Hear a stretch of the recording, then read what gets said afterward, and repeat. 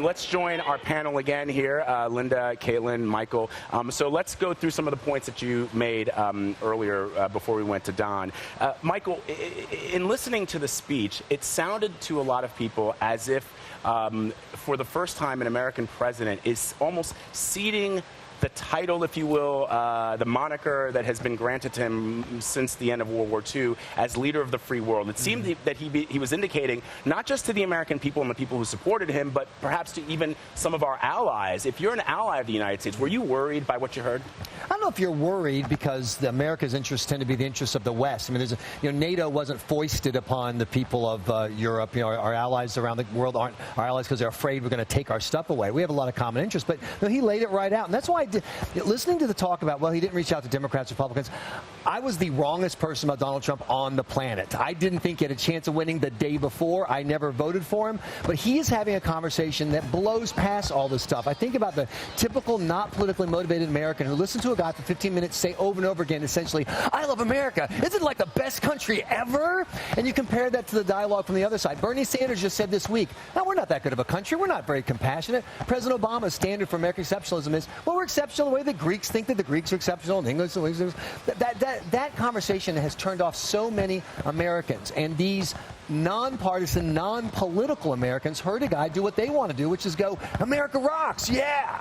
Lynda, I mean, the people who do not like Donald Trump will say that generally after a hard-fought election, the President of the United States, the victor of the election, should not only unify the country, but also should reach out to and extend an olive branch to his opponents and say, it was a hard-fought battle, but, we're going to try to fix the country together. But there are others who say, look, we've been doing that for some 75 years. There's a lot of people who feel that they've been left behind, they've been marginalized, and so why not upend things? That's what Donald Trump represents to a lot of people, a change agent, and why do the same thing that past presidents have done on Inauguration Day? Why not mix it up a bit? What's your response? I don't think that those two things are mutually exclusive. So, again, with respect, I feel like we might have been listening to different speeches. I mean, the majority of Donald Trump's remarks today was painting a bleak picture of America, talking about our cities burning, women and children in the cities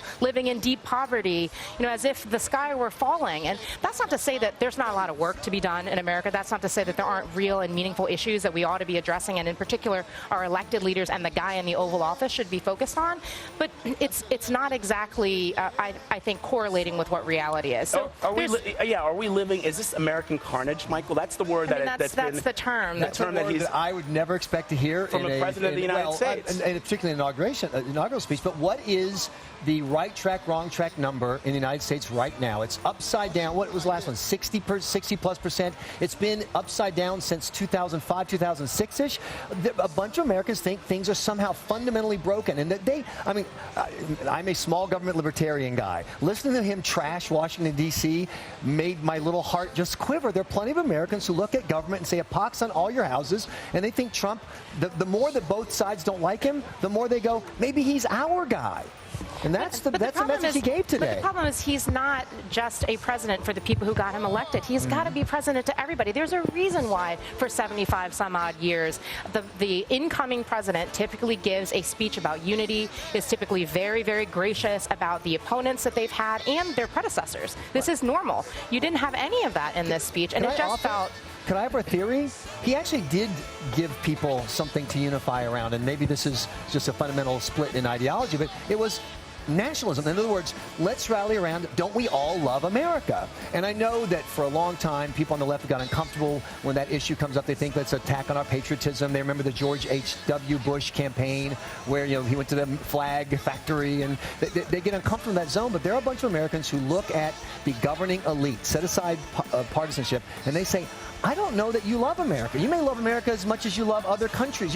Globalism and this vision of an international world, there are a bunch of Americans who aren't particularly political, but they want to think the one thing that we all have in common is that we love our country, we're American. All right, but Caitlin, from a policy perspective, some of the things that the president laid out in his inaugural speech, saying that he will eradicate Islamic jihadism, extremism from the face of the earth, saying that, that the jobs have gone away because they're in other countries, as opposed to acknowledging that perhaps there are some technology reasons why the manufacturing jobs have left the United States. The things that he's promised in that speech, I mean, are they doable from a policy perspective?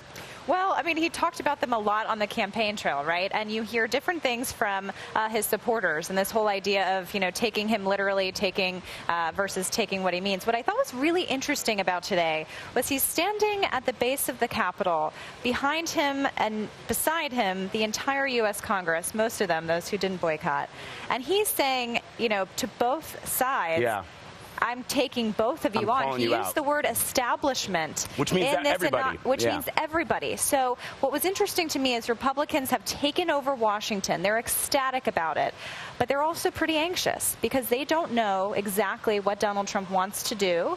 And they're fearful that some of the things he proposes are not what they've wanted to do. We heard that this week and the past few days about taxes, about Obamacare, and so forth. So that's something to watch, I think.